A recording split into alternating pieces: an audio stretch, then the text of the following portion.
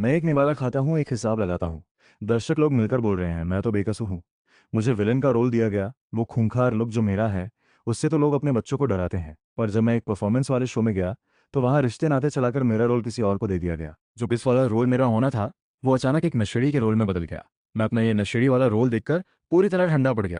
ये कैसी एक्टिंग है यार। मैं यही सोच ही रहा था कि अचानक एक इलेक्ट्रॉनिक आवाज़ सुनाई दी।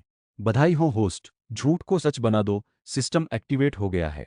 होस्ट जो रोल करने वाला है उसका नाम है नशेड़ी। होस्ट को इनाम में मिलेगा 10 साल का असली आदी होने का अनुभव एक झटके में। ये तो सीधा उड़ान भरने वाली बात है। पर अगली ही सेकंड में मुझे लगा जैसे मेरे पूरे शरीर की सारी ताकत गायब हो गई हो। मुंह खुलकर जमाई आ गई। आंखों से आंसू भी रुकने का नाम नहीं ले रहे थे। ठीक है, शुरू करते हैं। दोनों कंटेस्टेंट अपने अपने रोल के हिसाब से पोजीशन ले लो। 1 मिनट, मुझे थोड़ा तैयार होने दो। ये कहकर मैं मुड़ा और कोने में जाकर बैठ गया। बस एक ही झटके में कमरे में मौजूद सब लोग हैरान रह गए। ये हो क्या रहा है? इस बीच मेरा पुलिस वाला रोल छीनकर ले जाने वाला ये बंदा, ये तो बेफिक्र था। टेंशन में उल्टी कर दी क्या? ये तो बड़ा कमजोर दिल का निकला। ये बोलकर वो अपने रोल में घुसने की कोशिश करने लगा, फील्ड ढूंढते हुए। कोने में बैठा मैं अंदर से बुरी तरह हिल गया था। मुझे लग रहा था मेरे शरीर में कुछ बहुत गड़बड़ है। बुरी तरह टूट रहा हूँ। मैंने कभी नशा नहीं किया, पर अभी जैसे मेरे हाथों पर रोंगटे खड़े हो गए। पेट में उथल पुथल मच गई। हाथ पैर कांपने लगे। ठंडा पसीना छूटने लगा। ये सब बिल्कुल नॉर्मल नहीं था। तभी दिमाग में उस सिस्टम की आवाज़ याद आई और एक पल में मैं वापस नॉर्मल हो गया। सारी तकलीफ गायब हो गई। उस पल मुझे रोना आ गया था खुशी से। शुक्र है वापस स्विच हो पाया। ये सिस्टम तो ज़बरदस्त निकला। ये तो मुझे सच में उस किरदार में बदल सकता है जिससे मैं परफॉर्म करूं। सच में नशेड़ी बन गया था। लू चेन, तैयार हो या नहीं? अगर और टाइम लगाओगे तो एलिमिनेट हो जाओगे। तैयार हूं, ये कहकर बस एक ख्याल आते ही मैं फिर से नशेड़ी के शरीर में स्विच हो गया। धीरे धीरे उठा। लड़खड़ाते हुए चलकर ये मंग के सामने बैठ गया। वहां मौजूद सारे लोग हैरान रह गए। उसका चेहरा कितना बदल गया था। जैसे ही जज साहब ने एक्शन बोला, टेस्ट शुरू हो गया। ये मंग वाला बंदा एक अंडरकवर पुलिस वाले के रोल में इंटरोगेशन कर रहा था। उसे तीखी नजरें और दबंग बॉडी लैंग्वेज दिखानी थी, पर वो जो कर रहा था वो बड़ा फ्लैट सा था। चेहरे पर मुस्कान भी और गंभीरता भी। बस बहुत सी बातें मैच नहीं कर रही थी। जैसे उसने आज मेकअप भी किया था और उसकी आंखों में वो तीखापन बिल्कुल नहीं था, उल्टा थोड़ा घिनौना लग रहा था। उसके सामने मैं एक नशेड़ी का रोल कर रहा था। पूछताछ में नशे की तलब से कंट्रोल खो देने वाला सीन। मेरे 10 डायलॉग थे, बहुत सिंपल। जैसे ही परफॉर्मेंस शुरू हुई मैं सीधा उस किरदार में घुस गया। मेरा पूरा शरीर कांप रहा था, चेहरा नीला पड़ गया। बैठे बैठे एक हाथ से बार बार बाजू खुजा रहा था। गर्दन के पीछे पसीना छूट रहा था। टी शर्ट भीग चुकी थी। ये बंदा एक्टिंग कर रहा है या सच में? देखो इसका चेहरा कैसे नीला पड़ गया। और आंखों में इतनी सारी लाल नसें कहाँ से आ गई? कहीं सच में कोई प्रॉब्लम तो नहीं? मुझे सच में नहीं पता। तो मुझे सप्लायर चाहिए। मुझे एक ग्लास पानी दो प्लीज। मुझे एक ग्लास पानी दे दो प्लीज। ऐसे घूरते रहने से कुछ नहीं होगा। घूरो जितना घूरना है, कोई फायदा नहीं, प्लीज। एक कष्ट तो लगाने दो। मैं आगे नहीं बोल पा रहा था। बुरी तरह कांप रहा था, आंखें लाल हो चुकी थीं और साफ पता चल रहा था कि थोड़ा थोड़ा गुस्सा भी बढ़ रहा था। सामने बैठा वो बंदा अपनी पोजीशन बदल चुका था। शुरू में जो घमंडी अंदाज में बैठा था, अब सावधान होकर बचाव वाले अंदाज में बैठा हुआ था। उसकी आंखों में एक्टिंग नाम की कोई चीज नहीं बची थी, बस डर ही डर था। ये बंदा भी सच में भुगत रहा है क्या? इतना अच्छा एक्टिंग कोई कैसे कर सकता है? तभी वो अचानक मुड़कर ड्रीम कंपनी वाले जज की तरफ देखने लगा। इस वक्त तीनों जज एक दूसरे का मुंह देख रहे थे, कोने खड़े शूटिंग वाले दोनों बंदे भी। सबके मन में बस एक ही ख्याल था, ये बंदा सच में। मेरे चेहरे पर एक्सप्रेशन बदलने लगे।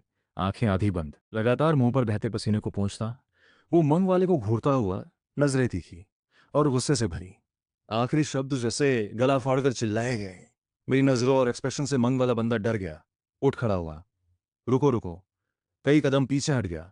चेहरे पर पूरा डर। कुर्सी भी गिर गई। इसी बीच तीनों जज भी खड़े हो गए, हैरानी से मुझे देखते हुए। अब तक तो कमरे का माहौल पूरी तरह बदल चुका था। मेरी हालत देखकर एक जज दूसरे बुजुर्ग जज के पास गया और धीमी आवाज में कुछ पूछा। बुजुर्ग जज झांग हुआयरन भी थोड़ा घबरा गए। कुछ नहीं बोले, बस ध्यान से मुझे देखते रहे। समझ नहीं आ रहा था कि ये लड़का सच में एक्टिंग कर रहा है या असल में तलब भड़क रही है। अब तक मेरे 10 डायलॉग में से 7 हो चुके थे, खासकर आखिरी वाला। उसमें जो पागलपन और चीख भरी थी और आखिरी वाली लाइनें, मुझे मार दो, मुझे मार डालो, ये सब तो मैंने खुद ही जोड़ दिया था। इफेक्ट पूरा शानदार आया। अब बुजुर्ग जज झांग वायरिन को लग रहा था उसके पूरे बदन पर रोंगटे खड़े हो गए। अगर ये सच में एक्टिंग है तो जज खुद भी सोच रहे थे कहीं ये लड़का सच में तलब में तो नहीं आ गया। तो एक्टिंग तो कमाल की है। कोने में शूटिंग वाले बंदे आपस में फुसफुसाने लगे, यार ये तो। अब तक तो बॉस भी कुछ नहीं बोले। तुम क्यों इतने डरे हुए हो बॉस? मुझे लग रहा है ये सच में पागल हो रहा है। अगर सच में पागल होकर टेबल पलटने लगे तो क्या करेंगे? चले मदद करिए। सुना है नशे की तलब भड़कने पर बंदा पागल कुत्ते जैसा हो जाता है। काट ले तो रेबीज का इंजेक्शन लेना पड़ता है। अभी बात पूरी भी नहीं हुई थी कि धड़ाम की आवाज आई। इस पल तक मेरी हालत पूरी तरह तलब भड़कने वाली हो चुकी थी। टेबल दिखे तो पलटा दो, कुर्सी दिखे तो तोड़ दो, जो भी सामने आए बुरा लगे। बेचैन, गुस्सैल, जैसे कोई फंसा हुआ जानवर पागलों की तरह सब कुछ नोच लेना चाहता हूँ। मैं अचानक उस मंग वाले बंदे के सामने आ गया। मेरे इस अचानक हरकत से वो बंदा इतना डर गया कि उसका चेहरा सफ़ेद पड़ गया, पीछे हटा। घबराहट में उसका बायां पैर दाएं पैर से उलझ गया और धड़ाम की आवाज़ के साथ वो ज़मीन पर गिर पड़ा। ये हरकत मानो कुछ जगा गई हो। मुझे एक कश दो, मुझे एक कश दो, बचाओ। लूचेन, ये क्या कर रहे हो? जल्दी जाओ, मत करो, इसे रोको। अरे ये तो सच में तब में आ गया, भागो यहाँ से। इस वक्त मैंने उस मंग वाले की जेब से एक सिगरेट का पैकेट निकाल लिया और तुरंत मुड़कर कोने में जाकर बैठ गया। पूरा सिमटकर कांपते हाथों से बड़ी मुश्किल से एक सिगरेट निकाली। हाथ में लाइटर कई बार गिरा, आखिर में मुश्किल से उठाकर जलाया। जोर से एक कश खींचा, चेहरे पर आंसू, नाक बहना, थूक सब मिलकर एक हो गया। एक धुआं बाहर निकाला। आहा, ये तो मजा आ गया। बीच में दो शूटिंग वाले बंदे उस मंग वाले को घसीटकर अंदर ले गए। जमीन पर एक लंबी गीली लकीर छोड़ गए। ये बंदा तो सच में डर के मारे पेशाब कर बैठा था। मंग सरनेम वाला जज तुरंत पुलिस को फोन करने लगा। बुजुर्ग जज झांग वायरन और महिला जज सुरक्षा की वजह से पीछे के दरवाजे तक हट गए।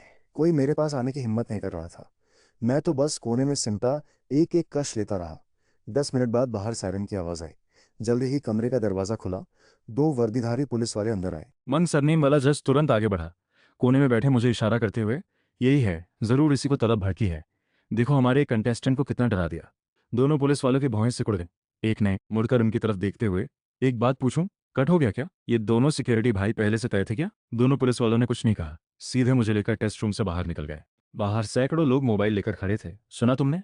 एक कंटेस्टेंट सच में नशेड़ी निकला और टेस्ट में सिलेक्ट हुआ रोल भी नशेड़ी का ही था। इस कंटेस्टेंट की तलब टेस्ट के दौरान इतनी भड़की कि डरावना हो गया।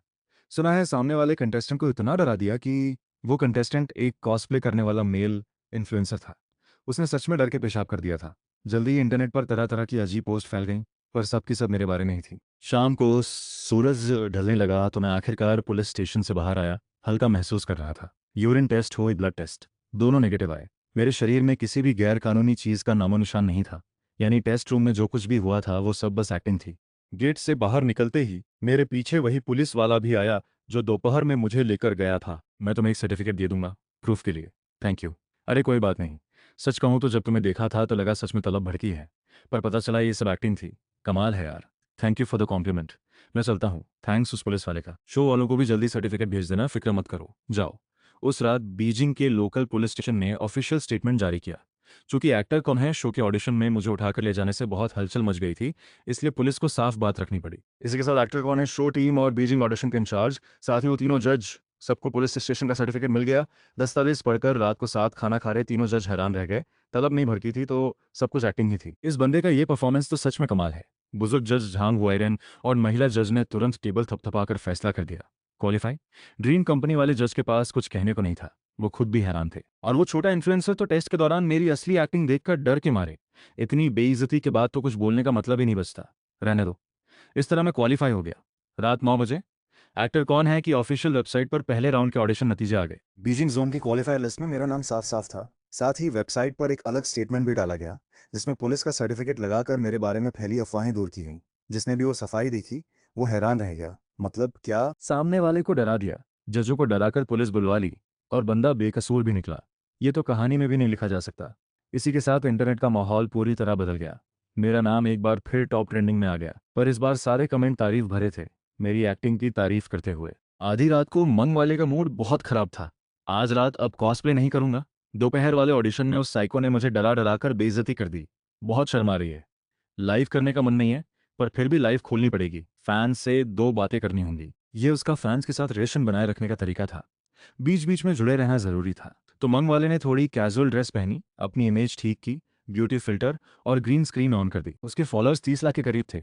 नॉर्मली लाइव में 10,000 लोग भी देखें तो बहुत माना जाता है, पर आज ये क्या हो गया? व्यूअर्स की संख्या ऐसे बढ़ रही थी जैसे सब उसी का इंतजार कर रहे हो। मूड थोड़ा ठीक हुआ, कैमरे के आगे एक पोज बनाया। गुड इवनिंग दोस्तों, सोने से पहले दो बातें कर लेते हैं। अचानक वो चुप हो गया, उसका चेहरा जम गया। लाइव के कमेंट सेक्शन में एक ही बात भर गई, हा हा हा, मरना है क्या हंसते हंसते। मैं तो सिर्फ ये देखने आया कि होस्ट उल्टा खड़े होकर पानी पीता है। तुमने क्वालिफाई लिस्ट देखी क्या? सुना है वो लू चेन क्वालिफाई हो गया। अरे मैंने भी इंटरनेट पर वायरल वीडियो देखा, आंखें फटी रह गई। सच में एक्टिंग थी क्या? बिल्कुल पता नहीं चलता। किसी ने वो कट किया वो वीडियो देखा जहां होस्ट खींचा गया था, नहीं तो होस्ट सच में फेमस हो जाता। अभी भी काफ़ी फेमस है, सब उसे उल्टा पानी पीने वाला बुलाते हैं। होस्ट लाइव में उल्टा खड़े होकर पानी पी। सच में अगर उल्टा खड़े होकर पानी नहीं पिया तो मैं फॉलो कर दूंगा। जो कहा वो किया, ऊपर वाला तो टॉप डोनेटर है। हाँ, आज तो मज़ा आएगा। मंग वाला बंदा सन रह गया। टॉप डोनेटर भी अनफॉलो करने की धमकी दे रही थी। देखते देखते व्यूअर्स की संख्या 1 लाख के करीब पहुंच रही थी। सब उल्टा पानी पीने की मग कर रहे थे। सच में अनफॉलो हुई तो भारी हर्जाना भरना पड़ेगा। उतने बड़े हर्जाने के बारे में सोचकर मंग वाला कांप गया। उसने दांत भींचे, गहरी सांस ली, कैमरे में देखते हुए एक अजीब सी बनावटी मुस्कान दी, दांतों से शब्द निकाले, ठीक है, जुआ हारा तो मानूंगा। अगली सुबह मैं मोबाइल की घंटी से जागा। नींद में उठकर कॉल उठाया, कुछ शब्द सुनते ही होश आ गया। बिस्तर से उछलकर बैठ गया, चेहरे पर हंसी आ गई। मैं क्वालिफाई हो गया। बीजिंग जोन का ऑडिशन खत्म हो चुका था। कुल 108 कंटेस्टेंट क्वालिफाई हुए। 1 महीने बाद क्वालिफाइंग राउंड शुरू होगा, वो भी बीजिंग नहीं। चलो कम से कम आना जाना आसान रहेगा। और एक्टर कौन है? शो अभी बहुत हिट चल रहा है। उसकी एक वजह यह है कि ये शो लाइव फॉर्मेट में होता है। कई प्लेटफॉर्म पर एक साथ लाइव जाता है, इसलिए टीआरपी बहुत ज़्यादा है, रिकॉर्डेड नहीं। तो जो भी झगड़े या हॉट टॉपिक्स आते हैं वो बहुत बड़े हो जाते हैं, बहुत मज़ेदार। पहले भी एक्टर कौन है? शो का हौसला बहुत है। वो लाइव फॉर्मेट अपनाकर बहुत अच्छा कर रहा है। मैंने कॉल काट दी, चेहरे पर जोर से हाथ फेरा। कल रात मैंने सिस्टम पर स्टडी करते करते 4 बजे तक जागा रहा, बहुत देर से सोया, पर पूरी तरह समझ गया कि जो सिस्टम मैंने एक्टिवेट किया है वो कितना कमाल का है। सबसे पहले मेरे पास एक स्टेटस पैनल है। मूल पेशा, actor, level 1, activated role template, नशेड़ी, पर्सनल स्किल्स 5, इन्वेंट्री आइटम्स 5। इसमें मेरी सारी स्थिति दिखती है। बहुत सिंपल स्टेटस पैनल था, पर इसमें एक चीज़ ने मुझे हैरान किया, वो था लेवल अप का सिस्टम। अभी मैं लेवल 1 पर हूँ। लेवल 1 के हिसाब से मुझे 30 अलग अलग रोल एक्सपीरियंस करने होंगे। 30 रोल टेम्पलेट एक्टिवेट होते ही लेवल 2 पर पहुंच जाऊंगा। तो लेवल 1 और लेवल 2 में क्या फ़र्क है? लेवल 1 पर मैं सारे रोल नॉर्मल लोगों वाले ही एक्सपीरियंस कर सकता हूँ, जैसे नशेई, शेफ, वकील, टीचर वगैरह, यानी रोज़मर्रा की ज़िंदगी वाले असली किरदार। लेवल 2 पर पहुंचकर जो रोल मैं एक्सपीरियंस कर पाऊंगा वो बढ़ जाएंगे। एक नई कैटेगरी जुड़ेगी जो असल दुनिया में मौजूद नहीं है, जैसे डांसर, मार्शल आर्ट वाले किरदार, एक्शन वाले किरदार। मेरा सिस्टम झूठ को सच बना दो कहलाता है। यानी जिस भी रोल की एक्टिंग मैं करूंगा, अगर मैंने एक पुराने ज़माने के हीरो या मॉडर्न किलर का शरीर ट्राई किया, तो उस वक्त मैं सच में वो हीरो या किलर बन जाऊंगा, उससे जुड़ी सारी कुंफू या किलिंग स्किल्स के साथ। तो लेवल 3 पर वो तो और भी खतरनाक है। लेवल 3 पर रोल की कैटेगरी में इमॉर्टल बाय फैंटेसी वाले किरदार भी जुड़ जाएंगे। यानी अगर मैंने किसी फैंटेसी ड्रामा में रोल किया तो मुझे सच में इमॉर्टल पावर मिलेगी, स्किल्स के साथ। यही है इस झूठ को सच बना दो सिस्टम का राज। बहुत पावरफुल। सच है, कोई टाइम ट्रैवलर बिना सिस्टम के टॉप पर नहीं पहुंचता। तो मैं बहुत एक्साइटेड हूँ, फ्यूचर को लेकर बहुत उम्मीद है। पर टॉप पर पहुंचने के लिए, इमॉर्टल लेवल की पावर पाने के लिए टाइम भी लगेगा। ये चीटिंग जैसा लगता है कि खुद ही अपने लिए रोल पैदा कर लूँ। असल में मुझे ईमानदारी से रियल दुनिया के अलग अलग नाटकों में रोल लेकर काम करना होगा, या फिर एक्टर कौन है जैसे शो में हिस्सा लेकर परफॉर्म करने का मौका पाना होगा। चलो अच्छा है, मुझे भी जल्दी नहीं है। जब सिस्टम एक्टिवेट हो ही गया है तो आराम से चलते हैं। लेवल 1 से 2 के लिए 30 रोल चाहिए। लेवल 2 से 3 के लिए कितने लगेंगे पता नहीं। अभी सबसे बेस्ट तरीका यही है कि इस तरह के शो में हिस्सा लूं, या बड़े बड़े शूटिंग सेट पर जूनियर एक्टर बनकर काम करूं। कभी बड़ा स्टार बनने की किसी एजेंसी से साइन करने की ज़रूरत नहीं, क्योंकि मुझे असल में कोई पूरी मूवी नहीं करनी। वो बहुत टाइम लेती है। कुछ मूवीज़ तो साल 2 साल लग जाते हैं, मैं इतना वेट नहीं कर सकता। तो मेरा गोल यही है कि सबसे ज़बरदस्त बीजिंग फिल्म एकेडमी के पास एक होटल की नीचे वाली गली, यहाँ छोटे छोटे शूटिंग यूनिट टेम्परेरी एक्टर ढूंढने आते हैं। यहाँ बहुत सारे छोटे प्रोडक्शन टीम आते हैं, तो होटल के नीचे हमेशा भीड़ लगी रहती है। ये सब लोग स्टार बनने का सपना लिए यहाँ बैठे रहते हैं। हर दिन नीचे इंतजार करते हैं कि कोई आकर उन्हें सेलेक्ट करे, फिर चाहे छोटा मोटा रोल ही क्यों ना हो। इनमें कुछ बाकायदा फिल्म स्कूल से पढ़े हैं, कुछ बस जोश में आकर एक्टिंग की दुनिया कूद पड़े हैं। यहाँ की सबसे अच्छी बात यह है कि कोई एजेंट नहीं, कोई बीच वाला भी नहीं, क्योंकि ये फिल्म एकेडमी के पास है, तो ज़्यादातर लोग वहीं के स्टूडेंट्स होते हैं। मैं भी वहाँ पहुँचकर चुपचाप पेड़ के नीचे खड़ा हो गया, इंतज़ार करते हुए। होटल से बीच बीच में कोई ना कोई निकलता ही रहता है। कुछ मिनट बाद वाकई कोई नीचे आया, एक थोड़ा मोटा लड़का, नीली शर्ट पहने। ये सुनते ही जो एक्स्ट्रा आर्टिस्ट पहले से इंतज़ार कर रहे थे, वो सब झट से आगे आ गए। मोटा लड़का बीच में घिर गया और गर्मी बढ़ गई। तरह तरह की आवाज़ों से उसके कान बजने लगे। वो चिढ़ गया। साइड में खड़ा मैं मुस्कुरा रहा था। जो लोग निकलते ही चिल्लाना शुरू कर देते हैं वो नए नवेले होते हैं। मेरे जैसा पुराना एक्स्ट्रा आर्टिस्ट कभी मक्खियों की तरह भीड़ में नहीं जाता। सही टाइमिंग पकड़नी होती है। जब भीड़ में चिल्लाने वाली आवाज़ें कम होने लगी तो मैंने सही मौके पर एक आवाज़ लगाई। 26 साल का हूँ। आंखें खोलते ही मैंने ज़रूरी बातें बता दी। मोटे लड़के ने तुरंत मुझे नोटिस किया, पलट कर देखा, फिर उसका एक्सप्रेशन बड़ा अजीब सा हो गया। बेसब्री से लोगों को साइड करते हुए तेज़ी से मेरे पास आया। अरे तुम तो जाना पहचाना लग रहे हो। याद आया, तुम ही तो हो ना एक्टर कौन है कि ऑडिशन वाले लूचेन, जिसने नशेड़ी बनकर उस बंदे को डर दिया था। तुम ही हो ना? हाँ मैं ही हूँ। तुम अभी काम ढूंढ रहे हो? ठीक है, तुम ही सही, मेरे साथ आओ। ठीक है। मोटे लड़के के पीछे मैं होटल में आया। वहाँ मुझे रोल की डिटेल भी दी। ये एक छोटे बजट वाली अर्बन ड्रामा थी। सेटअप हो चुका था। आज सुबह ही शूटिंग शुरू हुई थी। ज़्यादातर रोल पहले ही चुने जा चुके थे। बस सुबह एक कॉल आई थी सेट से। पहले सीन में जो बैकग्राउंड शेफ था, जिसके 2 डायलॉग थे, उसका एक्सीडेंट हो गया था। तो वो नहीं आ पाया, इसलिए यहाँ से टेम्परेरी में कोई ढूँढा जा रहा था। बस 2 लाइन बोलनी थी, काम खत्म। सेलेक्ट होते ही सीधे सेट पर जाना था, शूटिंग शुरू। कमरे में रोल सिलेक्शन देखा, एसोसिएट डायरेक्टर, काला काला चश्मा पहने, बीच उम्र का बंदा मुझे देखते ही एक पल रुका। मोटे लड़के ने आगे जाकर उसके कान में कुछ धीरे से बोला।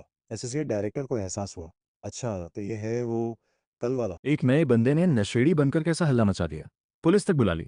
कमाल का बच्चा है, टैलेंट है, पर हमें तो पता ही है कितना छोटा रोल है। बस 2 डायलॉग, बैकग्राउंड शेफ। करना है क्या? हाँ, करूँगा। ठीक है, फिर मेकअप कराओ। थोड़ी देर में हमारे साथ शूटिंग सेट पर जाना होगा। 3 दिन तक चलेगा शायद। कुल 3 दिन की शूटिंग है। सारी किचन में खाना बनाने वाली। मान्य है। पैसे? रोज़ के 150 मिलेंगे, जैसे हमेशा। तुम्हारा कल वाला मामला भले ही ट्रेंडिंग में रहा हो, पर तुम अभी भी एक्स्ट्रा ही हो। हमारे यहाँ एक्स्ट्रा का रेट 100 से 150 के बीच है। तुम फिल्म स्कूल से हो, इसलिए 150 दे रहा हूँ फाइनल। कोई दिक्कत नहीं। ठीक है, तो कॉन्ट्रैक्ट साइन करो। 20 मिनट बाद सेट के लिए निकलेंगे। मोटा लड़का जल्दी से आया और एक्स्ट्रा वाला सिंपल कॉन्ट्रैक्ट मेरे हाथ में थमा दिया। बस औपचारिकता के लिए। वैसे भी एक्स्ट्रा वालों के लिए ऐसे कॉन्ट्रैक्ट बस दिखावे के होते हैं। ईमानदार आदमी को बांधते हैं, बेईमान को नहीं। रोज़ के 150 का रेट है, तो मैं झट से अपना नाम साइन कर दिया। जैसे ही साइन पूरा हुआ, दिमाग में फिर से वो सिस्टम की आवाज़ आई। सिस्टम ने डिटेक्ट किया कि होस्ट अब जो रोल परफॉर्म करने वाला है वो है, बधाई हो होस्ट, तुम बनने वाले हो एक senior top level national chef, 8 बड़ी कुजीन स्टाइल्स में एक्सपर्ट, हर तरह के फ्लेवर में माहिर, राजकीय भोज बनाना और मंचूरियन हान फुल फीस्ट का असली वारिस। अरे वाह, ये तो कमाल है। जैसे किसी गर्म पानी में डुबकी लगाई हो। दिमाग में ढेर सारे रेसिपी आ गए। कुछ आदतें भी हड्डियों में गहरी बैठ गईं। ये फीलिंग बहुत ज़बरदस्त थी। पर अभी वापस से छुआना था। सेट पर जाकर एक बार दिखा देंगे। 1 घंटे बाद मैं मोटे लड़के और एसोसिएट डायरेक्टर के साथ पश्चिमी चौथे रिंग रोड के एक छोटे रेस्टोरेंट में पहुंचा। ये शूटिंग लोकेशन थी। इस रेस्टोरेंट को कम से कम 20 साल हो चुके थे। बस वही पुराना सा फील चाहिए था। अंदर जाकर जब मैंने शूटिंग करती हुई फीमेल लीड को देखा, तो एक पल के लिए ठहर गया। ये तो वही लड़की थी जो कल लगभग मेरी प्रतिद्वंदी बनते बनते रह गई थी, जिया वांशिंग। वो भी दिखने में नई ही लग रही थी, पर फिर भी अभी हीरोइन बन चुकी थी। चाहे बजट कितना भी छोटा हो, आखिर ये टीवी सीरियल तो है ही। जल्दी ही हीरोइन का सीन खत्म हो गया। वो लड़की देखने में क्यूट थी, पर एक्टिंग अभी कच्ची लग रही थी।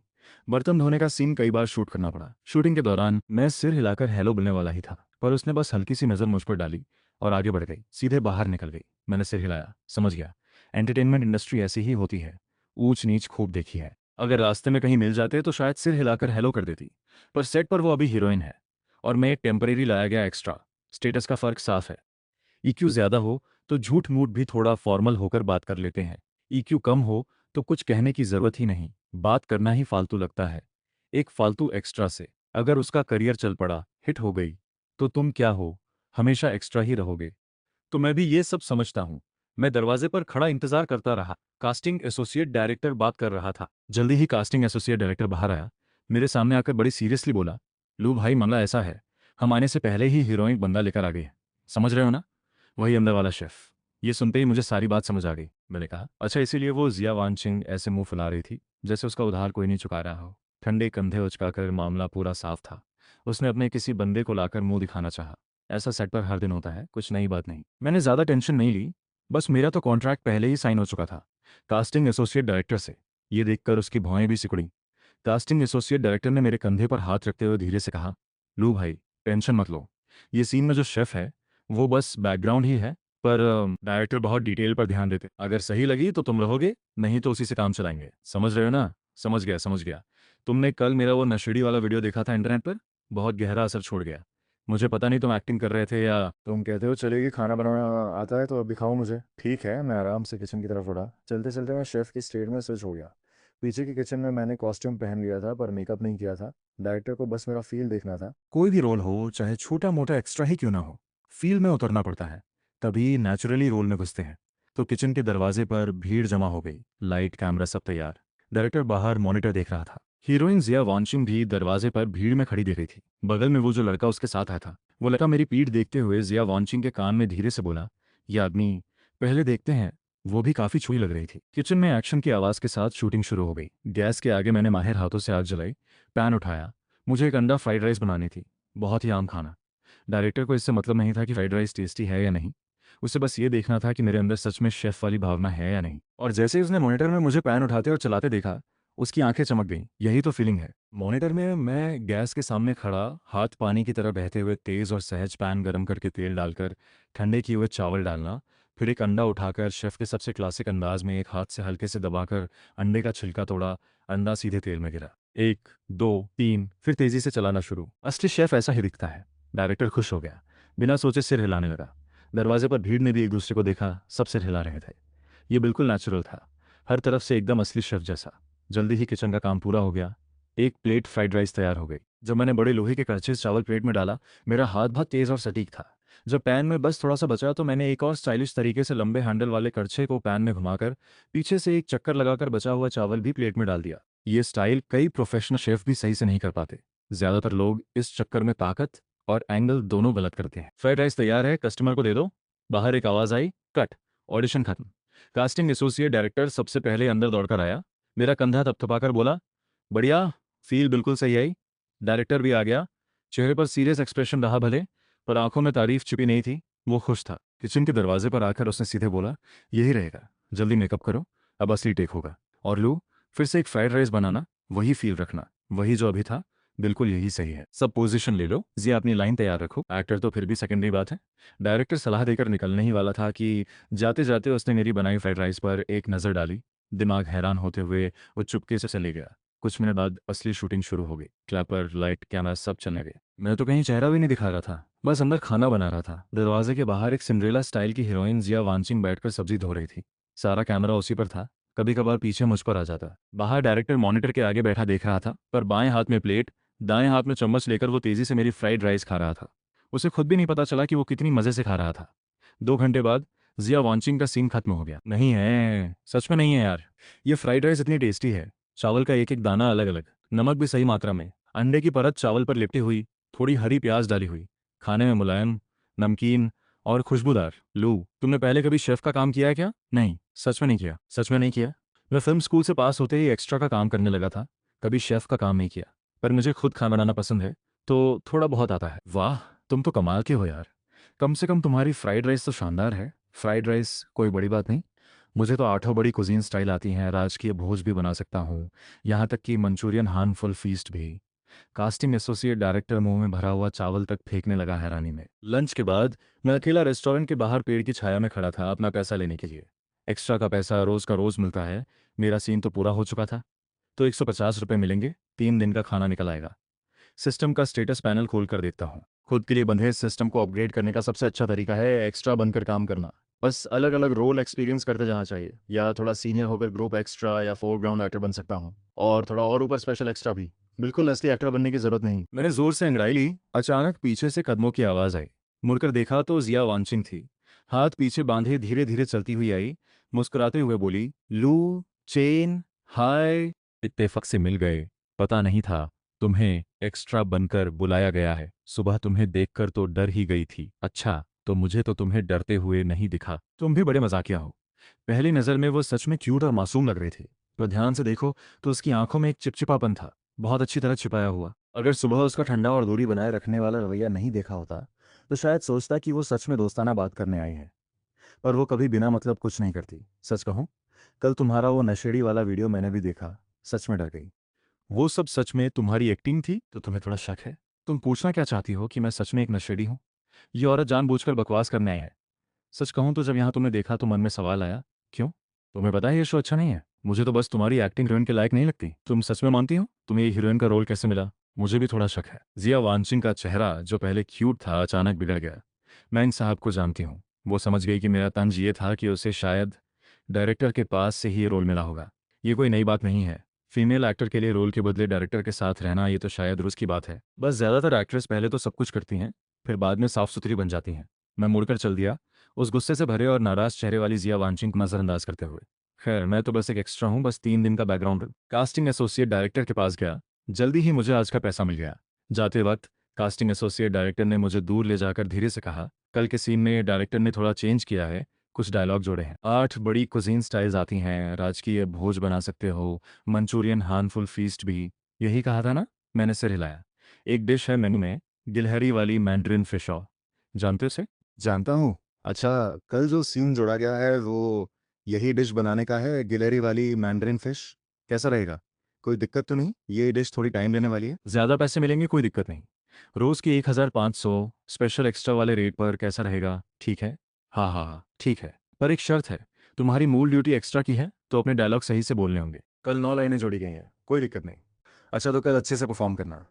सच कहूँ, तुम्हारा शेफ वाला एक्टिंग तो मुझे कंफ्यूज कर देता है कि तुम एक्टर हो या असली शेफ। ठीक है, जाओ। कल सुबह 10:30 बजे टाइम पर आना। अच्छा, चलता हूँ। बाहर दूर खड़े लोग असर में आ चुके थे। सच में विश्वास किया इसका? वो सब ऐसे परफॉर्म करता है कि इंटरनेट पे बहुत लोग कह रहे हैं वो सच में नशे की तलब में था। उसका पहले का पास्ट कैसा था, हमें कुछ नहीं पता, फिर भी उसे और डायलॉग दे दिए। डायरेक्टर की ये आखिरी बात तो सच में गंदी और घिनौनी थी। अगर वो डायरेक्टर के साथ नहीं सोई तो मैं अपना सिर उठाकर बॉल की तरह किक मार दूँ।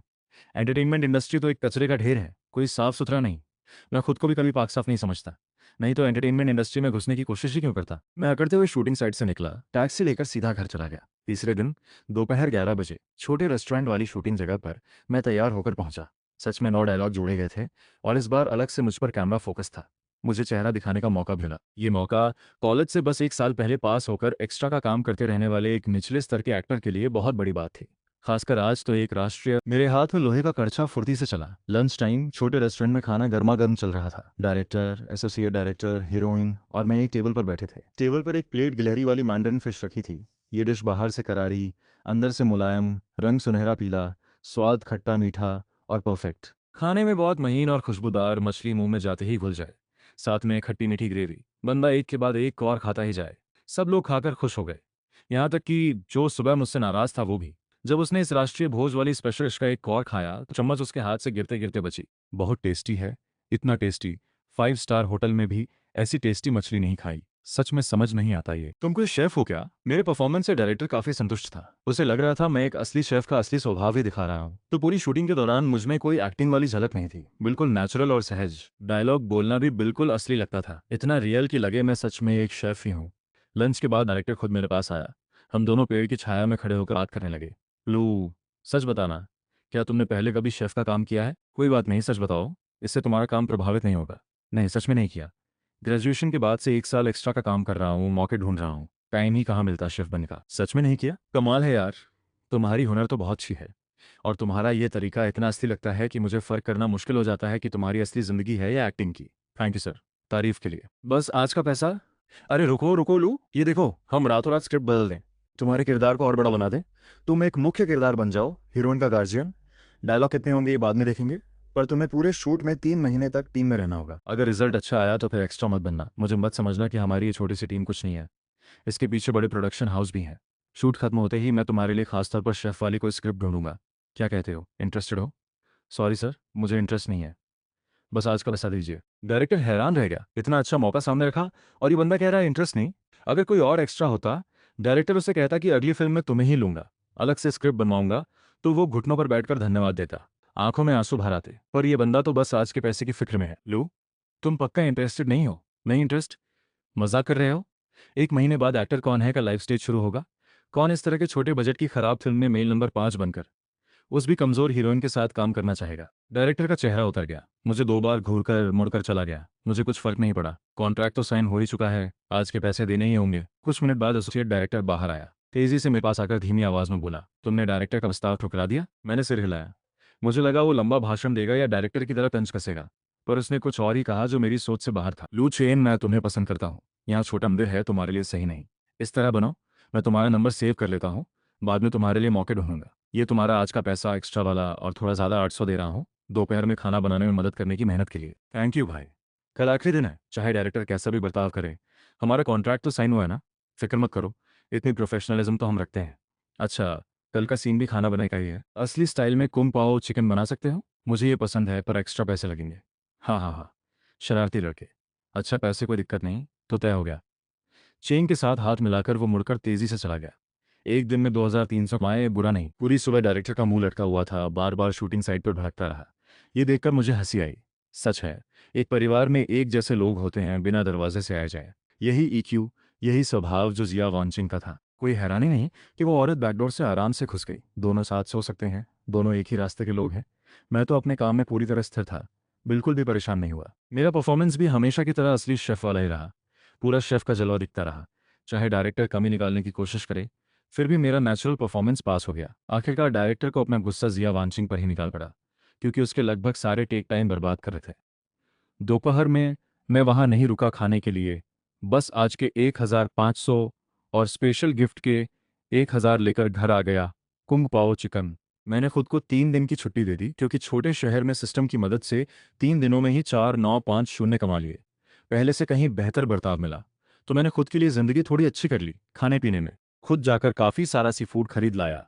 घर आकर शेफ की स्टेट में स्विच होकर अपने 30 स्क्वायर मीटर के छोटे से घर में टॉप लेवल डिशेस बनाने लगा, बस मस्ती के लिए, आराम से। सच में मज़ा आ गया। इसी बीच मैंने काफ़ी टाइम सिस्टम को समझने में भी लगाया, जैसे खुद के लिए ही कोई रोल सेट करके एक्टिंग की कोशिश करना या कॉस्प्ले करके किसी किरदार की नकल करना, पर ये सब कुछ काम नहीं आया। सिस्टम ने एक्टर वाला पेशा लॉक कर दिया है, तो मुझे रियल प्रोफेशनल तरीके से ही रो हासिल करना होगा। कोई शॉर्टकट नहीं। तो चलो एक्स्ट्रा बनकर ही काम करते रहते हैं, यही सबसे तेज़ रास्ता है। साथ ही 1 महीने बाद वाला शो का लाइव भी एक अच्छा रास्ता है। धीरे धीरे आराम के चौथे दिन मैंने फिर से बाहर निकलकर सेट ढूंढने का फैसला किया। नतीजतन सुबह सुबह ही एक फ़ोन आया, अनजान नंबर से। कॉल उठाते ही दूसरी तरफ से एक बुजुर्ग सी, थोड़ी जानी पहचानी आवाज़ आई। जीलू हूँ। हेलो हेलो, मैं झांग हुआइरेन। वही एक्टर कौन है? शो के ऑडिशन के सबसे बुजुर्ग जज। मुझे लगा नहीं था कि वो खुद मुझे कॉल करेंगे। क्वालिफाइंग राउंड लेकर। लू, इन दिनों क्या कर रहे हो? 1 महीने बाद वाले क्वालिफाइंग राउंड के लिए तैयार हो? सर बस यहाँ वहाँ भाग दौड़ कर रहा हूँ। क्वालिफाइंग राउंड को लेकर बस इतनी कोशिश करूँगा कि पछतावा ना हो। वैसे भी मैं तो अभी नया एक्स्ट्रा हूँ, दिल में इतना बोझ नहीं है। बहुत अच्छा, बहुत अच्छा। मेंटालिटी बहुत अच्छी है छोटे। लू, जानते हो मैं रिटायरमेंट से पहले क्या करता था? नहीं पता। तुम्हारा रिज्यूम पढ़ते वक्त मुझे बहुत लगाव सा हो गया था। कोई हैरानी नहीं कि हाइशुए भी उस दिन इतना नाराज़ हुई थी जब पता चला कि इस मंग वाले ने बैकडोर से रोल दिलवाया, और उसने खुद मुझसे बात की, हौसला दिया कि रोल से ज़्यादा ज़रूरी करियर होता है। अच्छा सर, तो आप भी बीजिंग वाले टीचर हैं? उस दिन हाइशुए का भी बहुत शुक्रिया उनके हौसले के लिए। अरे कोई बात नहीं, तुम क्वालिफाई हुए, ये तुम्हारा अपना हुनर है। नशे वाला परफॉर्मेंस। सच कहूँ तो मैं झांग हुआइरेन इतनी उम्र का हो गया, कभी किसी को तुमसे ज़्यादा असली परफॉर्म करते नहीं देखा। सर बहुत तारीफ कर रहे हैं आप। मैंने तो बस खुद को हिप्नोटाइज करके किरदार में डालने की कोशिश की, बस थोड़ा दिमाग लगाया। वाह, बस थोड़ा दिमाग लगाकर इतना बढ़िया परफॉर्म कर दिया। लू, आज तुम्हें कॉल किया क्योंकि ये काम है, पूछना चाहता हूँ। सब बोलिए। बात ऐसी है, मेरा एक पुराना स्टूडेंट अब डायरेक्टिंग में आ गया है। वो एक रोमांटिक ड्रामा शूट कर रहा है। ये लड़का अभी इंडस्ट्री में नया है, ज़्यादा नाम नहीं, पर बंदा अच्छा है। मुझे लगता है टैलेंटेड है। अब उसे एक बड़े स्पेशल एक्स्ट्रा की ज़रूरत है। शायद 15 से 20 दिन का काम है, पर उसके पास बजट कम है। नाम भी नहीं तो सही बंदा नहीं मिल रहा। उसने मुझे कॉल किया, मदद मांगी कि कोई कम रेट में मिल जाए, तो मुझे तुम्हारा ख्याल आया। सर मैं तो एक नॉर्मल एक्स्ट्रा हूँ, मुझे बुलाकर क्या फ़ायदा? मैं तो स्पेशल एक्स्ट्रा भी नहीं हूँ। लू, पहले मैं तुमसे पूछता हूँ, मेरा स्टूडेंट स्पेशल एक्स्ट्रा से एक रिच किड विलन रोल करना चाहता है।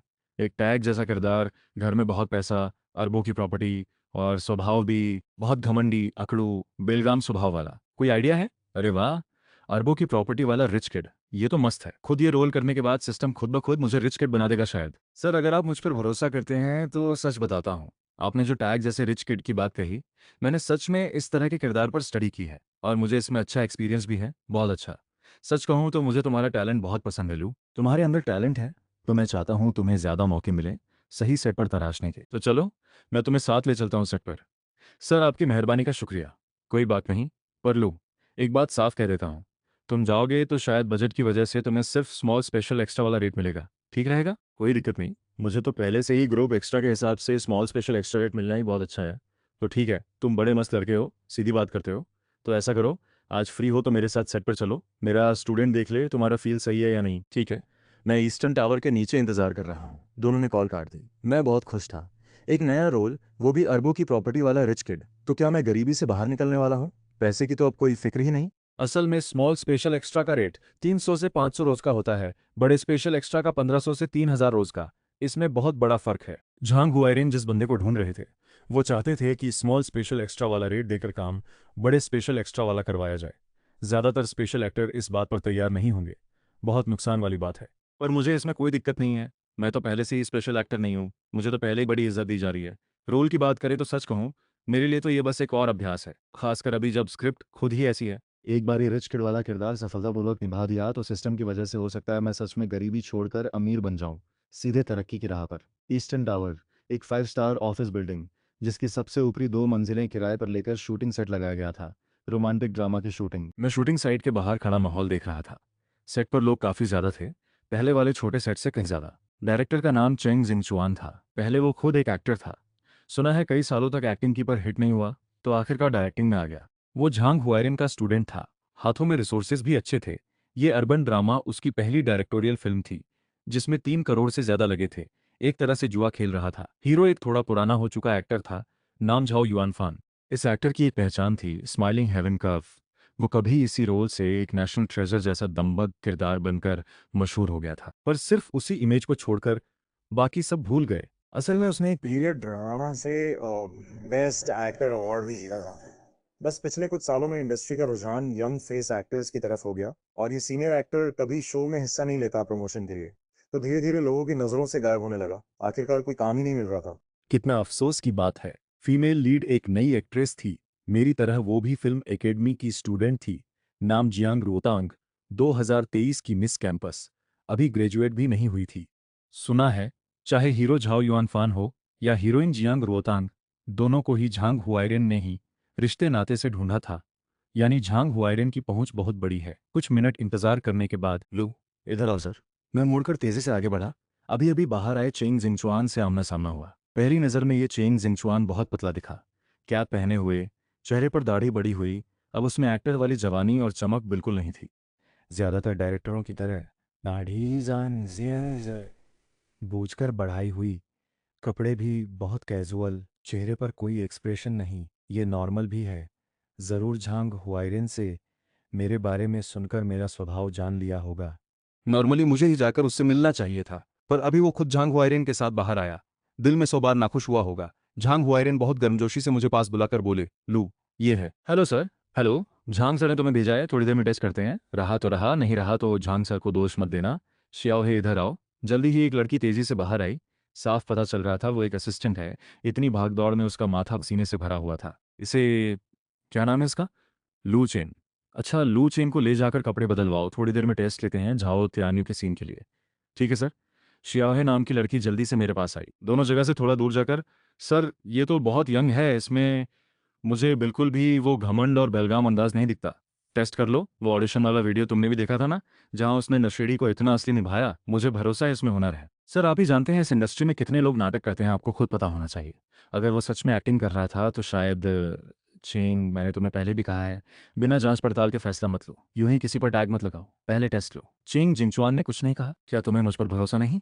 मेकअप वाली ने मेरे चेहरे का तेल थोड़ा साफ किया, हल्का मेकअप किया, फिर कपड़े बदले। बहुत ज़्यादा दिखावटी गुलाबी सूट, चौकोर पैंट, नकली लग्जरी ब्रांड की चीज़ें पहनाई गईं, घड़ी भी, गले में सोने की चेन, शर्ट का गला थोड़ा खोला हुआ, हल्का सा छाती दिखता हुआ। तैयार होकर आईने के सामने खुद को देखा, माह सिकुड़ गया। ये कैसी इमेज है? आजकल की फिल्मों में जो घमंडी रिच किड दिखाए जाते हैं, वो तो बड़े गैंगस्टर टाइप के दिखने चाहिए। तुम पैसा और घमंड दिखाना चाहते हो, बेलगाम अंदाज। इसके लिए बाहरी लुक की जरूरत नहीं, बस एक बर्ताव का तरीका ही काफ़ी है। वो सब दिखा देता है। बस पागलपन, बेलगाम पागलपन। पर इस कपड़ों में वो बेलगाम अंदाज दिखाना अजीब लगेगा। मैंने सिर हिलाया, नकारते हुए। बगल में खड़ी असिस्टेंट भी मुस्कुराई और पास आकर पूछा, लू सर, आप सिर क्यों हिला रहे हैं? क्या ये कपड़े अच्छे नहीं लग रहे? मैं तुरंत कपड़ों वाले कमरे में गया, खुद ही खोदबीन करने लगा। चेंग जिंगचुआन और झांग हुआयरेन भी जल्दी ही आ गए। मैं कपड़ों के कमरे से बाहर आया। बहुत सिंपल नीला सूट, सफ़ेद शर्ट, बस एक लाल टाई लगाई, बाल हल्के गीले करके एक थका हारा सा फील दिया। ये बदलाव मैंने खुद किया है। सच कहूँ तो झाओ तियान्यू वाला जो लुक था वो घमंडी रिच किड नहीं, ज्यादा हत्यारा टाइप लग रहा है। तुम एक एक्स्ट्रा होकर मेरे विलन के डिजाइन को हत्यारा जैसा कह रहे हो। अपने आप को बहुत बड़ा समझते हैं। चेंग जिंगचुआन दिल में खुश नहीं था। वो चाहता था झांग हुआयरेन कोई बड़ा स्पेशल एक्स्ट्रा ढूंढ दे, क्योंकि रिच किड का रोल भले ही छोटा हो, पर उसमें ड्रामा बहुत तीखा था। पूरी फिल्म का एक बड़ा हिस्सा। झांग हुआयरेन ने मदद तो अच्छे मन से की, मीडियम या स्मॉल स्पेशल एक्स्ट्रा के दाम में एक बड़ा स्पेशल एक्स्ट्रा ढूंढ कर लाए। पर ये तो एक नॉर्मल एक्स्ट्रा निकला।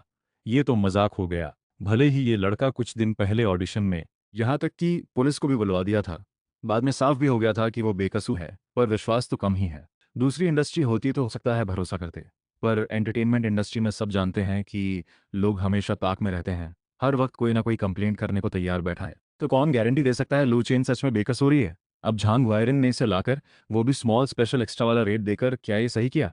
चेन जिंगचुआन के मन में गुस्सा भरा था। उसे लग रहा था इस बार उसके टीचर ने कोई अच्छा बंदा नहीं ढूंढा, बस किसी को लाकर टाल दिया। कितना भी टेस्ट तो करना ही होगा,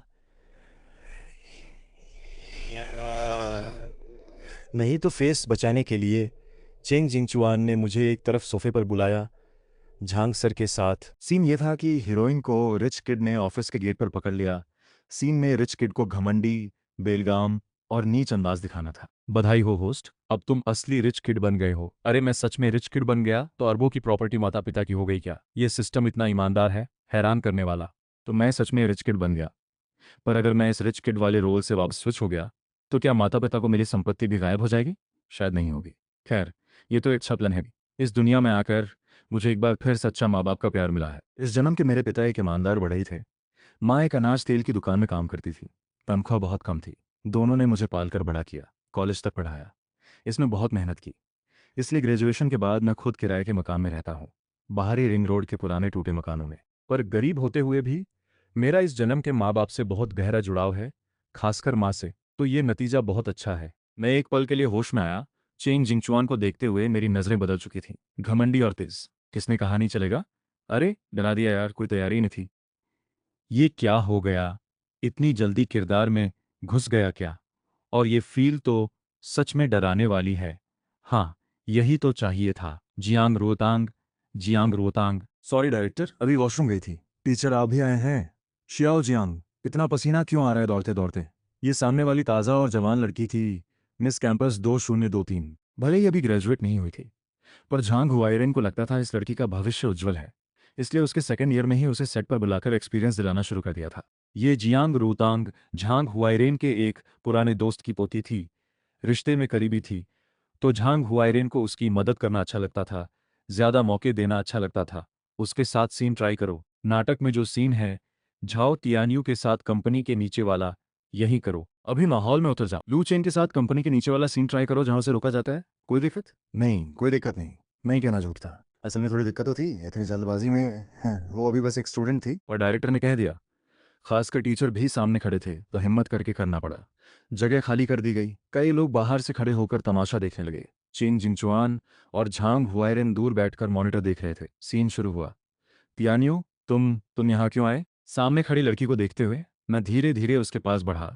चेहरे पर कोई ज्यादा दिखावटी एक्सप्रेशन नहीं था, बस एक हल्की सी बेपरवाही, मुंह पर एक हल्की मुस्कान। ये तरीका बहुत नॉर्मल लगता है, पर असली बात यह है हाथ फैलाए, कंधे थोड़े ऊपर नीचे झुलाते हुए चलना। इस बॉडी लैंग्वेज ने वो बेलगामपन बिल्कुल साफ दिखा दिया।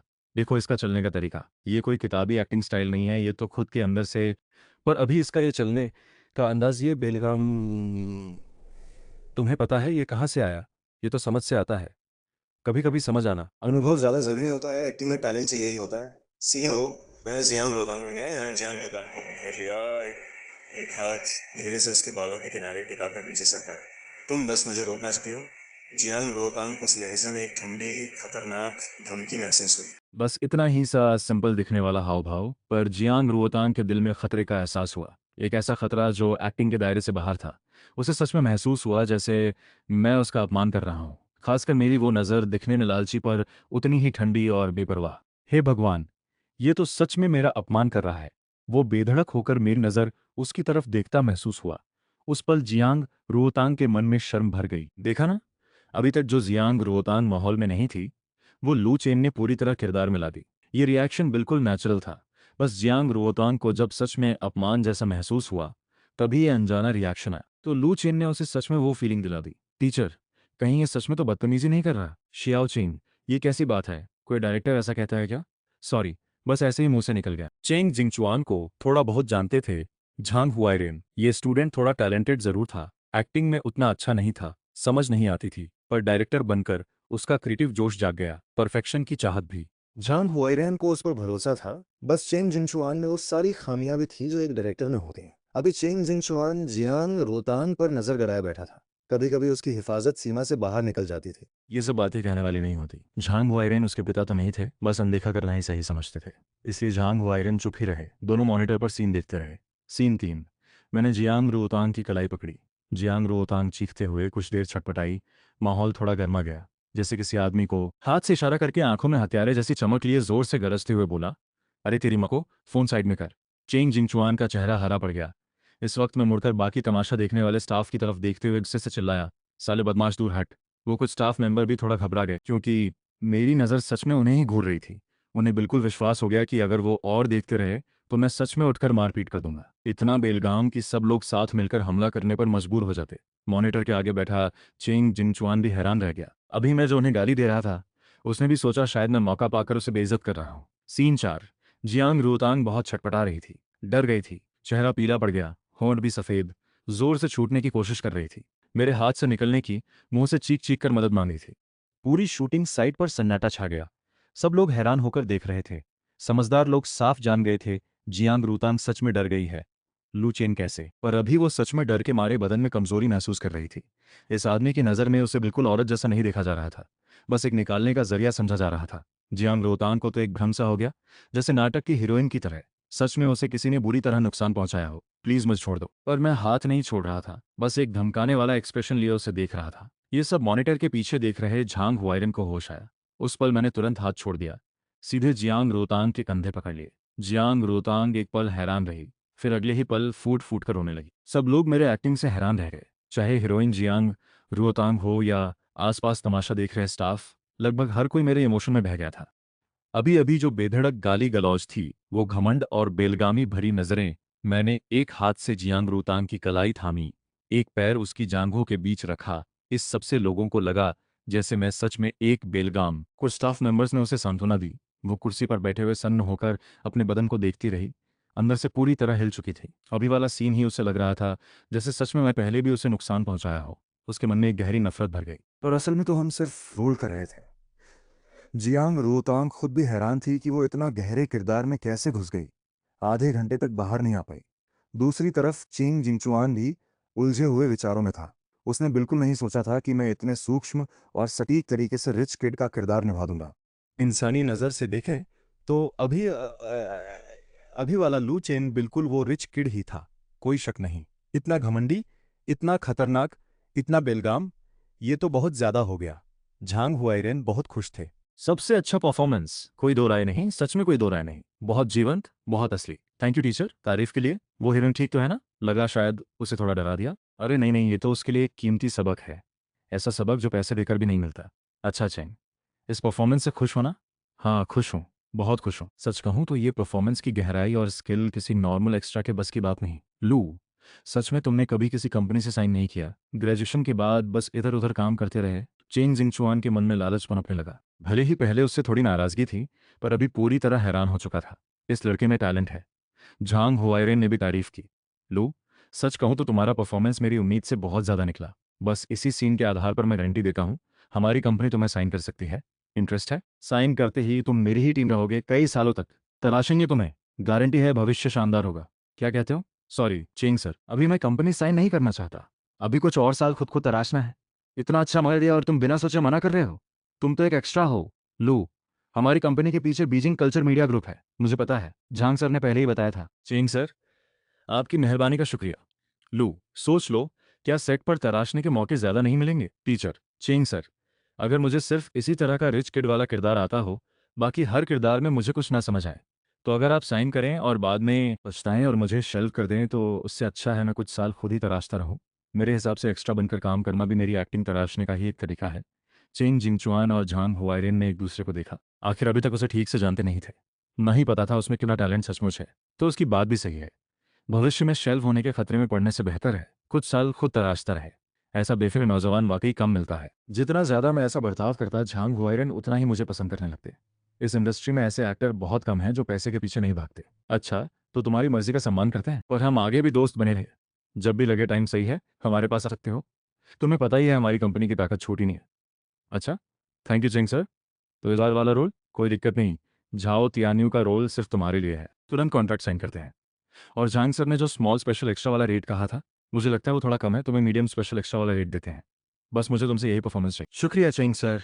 दोनों ने हाथ मिलाया, इस बार सच में मजबूती से हाथ मिलाया। फिर कॉन्ट्रैक्ट साइन हुआ, सारी फॉर्मेलिटी हुई। मीडियम स्पेशल एक्स्ट्रा का रेट 600 से 1200 रोज का होता है। बहुत कंजूस चेंग जिंगचुआन ने अच्छी इमेज बनाने के लिए सीधे 800 रोज के दे दिए। रोल ज्यादा नहीं, शायद 15 से 20 दिन में पूरा हो जाएगा। 20 दिन के हिसाब से जोड़ें तो 16,000 का फायदा होगा। सब कुछ तय हो गया। दोपहर हो चुकी थी, मुझे सेट का पैकेट खाना मिला, 30 रुपए का लंच। खाना खाते वक्त मोबाइल की घंटी बजी, माँ की कॉल थी। मेरा दिल एक पल के लिए धड़का। आमतौर पर घर में कुछ ना हो तो माँ फोन नहीं करती, कहीं वो संपत्ति आ गई क्या? माँ ने कहा था मई से पहले माता पिता को अरबों की संपत्ति मिलेगी। मैंने डिटेल नहीं बताई थी। कॉल उठाकर, माँ कुछ काम है? बेटा क्या कर रहा है? माँ सेट पर खाना खा रहा हूँ। क्या काम है? बेटा साइन हो गया कि नहीं? कोई मीडियम स्पेशल रोल? माँ अरे इस बात के लिए फ़ोन किया, तेरा बेटा एक दिन ज़रूर एक्स्ट्रा वाला टैग हटा देगा। ये मैंने पहले भी कहा है, हमेशा भरोसा नहीं करती। मुझ पर इतना कम भरोसा क्यों करती हो? मुझे तो पूरा भरोसा है अपने बेटे पर। फिर तो अच्छा है। अच्छा तू इस टाइम फ़ोन करके सीधा बता, क्या बात है? कोई ख़ास बात नहीं है, बस तुझे बताना था। तेरे नाना अचानक बहुत बेचैन हो गए हैं, ज़िद कर रहे हैं गाँव वापस जाने की। नाना गाँव जाकर क्या करेंगे? तेरे नाना अब उम्र में है ना। आज अचानक बड़बड़ाते हुए बोले कि हमारे घर के कुछ पुराने सामान गाँव में। किस चीज़ का सामान? तेरे नाना ने कहा वो पुराने सामान, कहा जिनकी कीमत लगभग 100। मेरे मुंह में जो घूंट अभी लिया था वो सारा बाहर छिटक गया। बगल में बैठे झांग हुआयरे ने मुझे तीखी नज़र से देखा। मैं जल्दी से फ़ोन लेकर उठ खड़ा हुआ, हल्की मुस्कान के साथ, सॉरी, बाहर जाकर कॉल लेता हूँ। माँ, नाना का जो 100 करोड़ वाला मामला बताया वो तेरे नाना उम्र में है ना? पिछले 2 साल से थोड़े गड़बड़ हो गए हैं। वो वापस जाना चाहते हैं। तेरे पापा के साथ मैं भी साथ जा रही हूँ। बस तुझे बताना था, कहीं तू अचानक घर आए और हमें ना पाए तो परेशान हो जाएगा। माँ, नाना ने जो पुराने सामान की बात कही तुझे को याद नहीं? अरे बेटा तेरे नाना बूढ़े होकर सठिया गए हैं, तू भी सठिया गया है क्या? वो बस आज गाँव देखने जाना चाहते हैं बस। अगर कहीं सच में कुछ हो तो सब तेरे लिए ही रखेंगे, तेरी शादी के लिए। मेरा तो पूरा सिर काला पड़ गया। अच्छा तो अरबों की संपत्ति इसी तरह से आने वाली है। सिस्टम तो सच में कमाल का है, इतना अजीब तरीका भी निकाल लिया। नाना नाना 2 साल से सठिया गए थे, अब ठीक हुआ तो अच्छी बात है। कम से कम ये अनजान पैसा तो नहीं है। और अगर सच में पुराने सामान हैं तो कोई 10-12 चीज़ें भी अरबों की हो सकती हैं। मैंने राहत की एक सांस ली, साथ ही एक बात कंफर्म हो गई कि मैं वापस नॉर्मल स्टेट में आ चुका हूँ। फिर भी अरबों की संपत्ति गायब नहीं हुई, बल्कि जैसे कहा गया था, आ ही गई। इसका मतलब है जो स्टेटस मुझे मिलता है वो सिर्फ एक टेम्पररी ट्रायल कार्ड जैसा नहीं है, बल्कि सच में मेरे साथ हो रहा है। बस अफसोस ये है कि इतनी बड़ी अरबों की प्रॉपर्टी वाला रिच किड परिवार इतना छुपा हुआ था। पापा माँ के स्वभाव को देखते हुए वो थोड़ी हल्की चाल से पास आ रही थी। Female lead Jiang Rotang. उसका बदन अभी भी थोड़ा असहज था, दूसरे हाथ से अपनी बाजू पकड़े हुए। मैं और खुद ही हेलो बोला। पहले जो सीन था उसे सच में इस लड़की को डरा दिया था, कोई हैरानी नहीं। जियांग रोतांग अभी सेकंड ईयर की स्टूडेंट थी, अंदर से अभी भी थोड़ी मासूम और सादगी बची थी। जियांग रोतांग ने मुझे देखकर हल्की मुस्कान दी। पहले वाली बात के लिए सॉरी, वो तरीका शायद तुम्हें डरा गया। मौका नहीं मिला सॉरी बोलने का। सॉरी, तुम ठीक हो ना? ठीक हूँ। जियांग रोतांग को थोड़ी राहत मिली। वो मेरे पास आकर एक सांस लेते हुए बोली, मैंने अच्छा परफॉर्म किया ना? नहीं तो मुझे बेवकूफ़ मत बनाओ। पर मुझे पता है मैं कैसा महसूस करती हूँ। मैंने कुछ नहीं कहा, बस थोड़ा मुड़कर जियांग रोतांग को देखता रहा। नॉर्मली कॉलेज में हर साल की मिस कैंपस बहुत हिट हो जाती है, तो थोड़ी किस्मत ठीक रही तो जियांग रोतांग भी ज़रूर फेमस हो जाएगी। पर अभी उसमें थोड़ा स्टूडेंट वाला स्वभाव था। मेरे साथ सीन करते वक्त डर गई, शरीर तक में रिएक्शन आया। इसने उसे थोड़ा घबरा दिया। मुझे उसकी फीलिंग्स समझ आ रही थी, ये भी समझ रहा था कि वो बाहर आकर बात करने की एक ही वजह है। वो अपने अंदर की वो साइकोलॉजिकल और फिजिकल असहजता दूर करना चाहती थी। आखिर उन दोनों को साथ में लगभग 20 दिन काम करना था, तो मैं उसके साथ बाहर खड़े होकर हल्की फुल्की बात करता रहा। आखिरकार उसके चेहरे पर हल्की राहत और खिली हुई मुस्कान गई। दोपहर में रिच किड वाला सीन शुरू हुआ। मेरे इतने पूरी तरह किरदार में उतरने की वजह से जियांग रोतांग की स्पीड बढ़ने लगी। बस अफसोस दोनों के ज़्यादातर सीन डराने ही थे। रिच किड लगातार एक फ्रेश ग्रेजुएट लड़की का पीछा करता रहता है, फिर उसे पाने की चाहत है, उसे परेशान करने लगता है, तो जियांग रोतांग बार बार रोने लगती। हर बार मेरे साथ सीन करने पर उसकी आंसुओं की लाइन ऐसे टूटती जैसे बांध टूटा हो। आंसू लगातार बहते रहते, टूटे हुए मोतियों की तरह। इस तरह 20 दिन का काम खत्म हो गया। दोपहर 8:30 शूटिंग खत्म हुई। चेंग जिंगचुआन ने सीधे सारे संबंधित लोगों को लेकर एक रेस्टोरेंट में खाना खाया, आगे की बात करने के लिए। चेंग जिंगचुआन मुझे रखना चाहता था, तो खासतौर पर सी फूड मंगाया और महंगी 2 बोतलें रेड वाइन